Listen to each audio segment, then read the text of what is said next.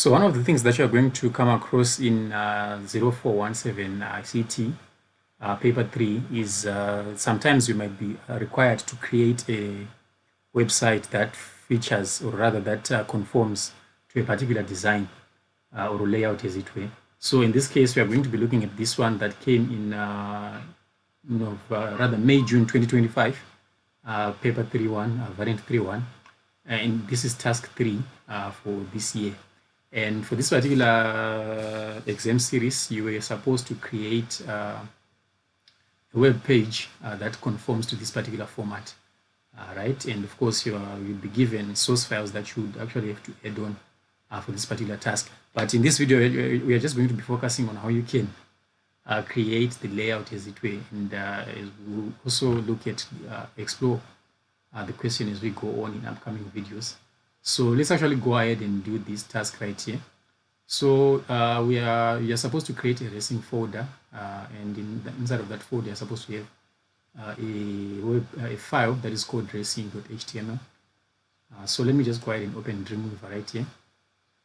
So what I can do, I can come to where it says file, then click on new. So since we want to create a brand new HTML file, I will leave it at the default HTML there. And then the name for my file is going to be called racing. And of course, it's an HTML5 document. You can just leave it at HTML5, and that's fine. Then you go on and create the file, as it were. So what you see is you actually see your file right here in Dreamweaver, and you see that it's untitled, and we have that asterisk with that star going on. So that means our file is not saved. So the way we need to go about it is to actually save our file in a known location.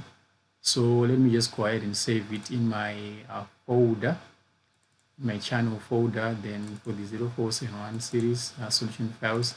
So I'll just put it right here for this particular folder right there. So this one is called racing .html or .htm. So what you can do is you can just expand on this drop down menu, and you can select HTML document because it's an HTML document that we are creating, and then you go ahead and click on save. So of course it will give you this boilerplate code that you are going to be working with, as it were. So one thing that you need to realize is that when you are working with HTML, you need to know the structure of HTML. So we have the doc type declaration going on line number 1 there. So basically this is just telling our browser that this is an HTML file. Then we have the HTML tags. So one thing that you notice is that we have the opening and closing tags. So the opening tags, we just have 2 angled brackets, then a description of what the tag is. So for instance, on line number 2 there, this is the HTML tag. But you will notice that it also has a closing tag right there. So the closing tag is actually 2 angled brackets with a / as well as the tag name, as it were. So one thing that you need to realize is that some tags, they can be open and closed, whilst some tags, they can just be on their own, like for instance that meta tag right there. But then again, you don't really need to know the deep stuff about HTML syntax, because for the most part we were just going to be using Dreamweaver, which is basically a what you see is what you get type of software for developing websites, as it were. So you don't really need to know a lot about markup, as it were. I think maybe the most important thing that you just need to know is that whenever you are working with this document, or when you're in code view, as it were, right, and you want to insert something, you just have to do it inside of this body, in between these body tags. That is the opening body tag and the closing body tag, as it were. All right, so okay, enough about me talking about HTML. Let's go back to the question. So it says here that the web page must be created using a single table and work in all browsers. The table must be left aligned and fit 90% of the browser window. So we have important information there, left aligned, and it's supposed to fit 90% of the browser window. The table must have a structure as shown in the diagram. So this is the diagram right here, what our table is supposed to look like. So the way you can go about it is to actually think of it, of your table, basically in terms of rows and columns. Because if you were to try and do it like in this case, where we have some rows and then some split columns right here, then another row there, it will actually give you a hard time trying to come up with that design. So the best way to go about it is to actually simplify this structure. So let me just pick up my pencil tool here. So basically what you need to do is you just need to split it into rows and columns, as it were. So here we have 2 columns, and then we have 4 rows, as it were. So the rows are 1, 2, 3, and 4, is it? And the columns, we have this column and this column. So that's how you can go about it, making sure that you understand the table layout, as it were. So we know that we have 2 columns and 4 rows. So when we go back to Dreamweaver, what we need to do is we need to make sure that your cursor is blinking right in between the body tags, that is the opening body and closing tag, because anything that is going to be displayed inside of your web browser, it has to be inside of these opening and closing body tags. So make sure your cursor is inside of there. So what you want to do is you want to go where it says insert, then you want to insert a table. And then so for in our case, remember we have 4 rows and 2 columns, right? So here the rows are 4, the columns are 2. You might actually have a different number going on in your case. So just make sure that you have 4 rows and 2 columns, as it were. Then the table width, according to the question, was supposed to be 90%. Sometimes it might default to pixels. So so what you can do is you can just switch to percent right here.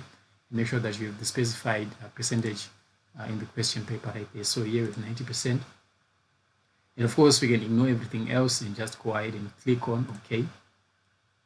So immediately you see that we have our table going on inside of this design view, or the live view, as it were. So what we need to do now is we need to make sure that we match the design that they want in the question paper right here. So you see that this is actually a single row, right? There are no, like, it's a single column. It's 1 column and 1 row for section A. Then section B is sort of like it's a single row, but it has been split into 2 columns, as it were. So let's go ahead and do that. So A, we know that it's supposed to be, let me just expand this so that you can see it a little bit better. So what you need to do in this case is just need to highlight these 2 cells right here. Then what you can do is you can right click, having both of them selected, you can right click, go where it says table, then you want to merge cells, right? So that is now 1 complete cell, just as they have it going on inside of the question paper here. So that's going to be A. Then for B, this is going to be B, this is going to be C, so we can leave it as is. Then we can come back to the question paper. We see that we need 2 additional rows, as it were. So what we can do is we can come here and highlight those 2 columns, go to where it says table, then we can merge the cells. Then we can also do the same thing for this one as well. So I can actually use a keyboard shortcut, which is Control Alt and M.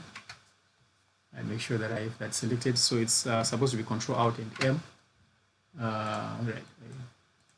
Somehow it's not working for me. Let's see, is that correct? It's supposed to be Control Alt and M. All right, I don't know why it's not working, but let's just use the option right here. So you see that we now have A, B, C, D, and E, I believe. Yeah, so having done that, table borders must appear on the final web page. So what we can do now, remember, this is the live view, as it were. So what we need to do now is we need to come to the properties tab right here. Make sure we have our table selected. And then we need to align it center, because right now as it stands, if you look in the live view, you see that our table is kind of like skewed towards the left, as it were. So we might want to align it to the center or to the left, depending on the question. So let's go ahead and just look at the question here. So it says that the table must be left aligned and fit 90% of the web browser. So we come here to make sure you have the table property selected right here, and then for the align, we want to make sure it's aligned left, and we can go ahead and you can actually see that it's aligned left when you come to the code view right here, and you can see that we have that align property there, and it's being aligned left. So having done that, you can go ahead and save this, then navigate to where you have your racing.html file. I'm just going to open this one in maybe say Google Chrome. since I'm using Brave for something else. All right, so okay, let me just get rid of that. So you can actually see that we have our table right there, as they have it going on in the question paper. So let me just go ahead and zoom it a little bit so that you can see a bit better. So this is our table. The layout matches what we have going on in the question paper. So having done that, you have completed this task and it's worth 6 marks. Then you can move on to the next part of the question. So yeah, that's just about it for this video. That's how you can go about creating a specific table layout for your website or a web page, as it were. So I'll see you guys in the next one.